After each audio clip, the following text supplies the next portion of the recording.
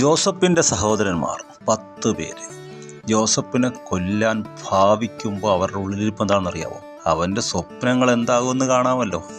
യേശുവിനെ കൊല്ലുക, അവനെ ക്രൂശിക്കുക എന്ന് 10 പ്രമാണം കിട്ടിയവർ ആക്രോശിക്കുമ്പോൾ അവരുടെ ഉള്ളിലിരിപ്പ് എന്താണെന്നറിയാമോ? ഇവൻ ക്രിസ്തു അല്ലേ, എന്നേക്കും ജീവിച്ചിരിക്കുന്നവനല്ലേ, ഞങ്ങളൊന്ന് കാണട്ടെ.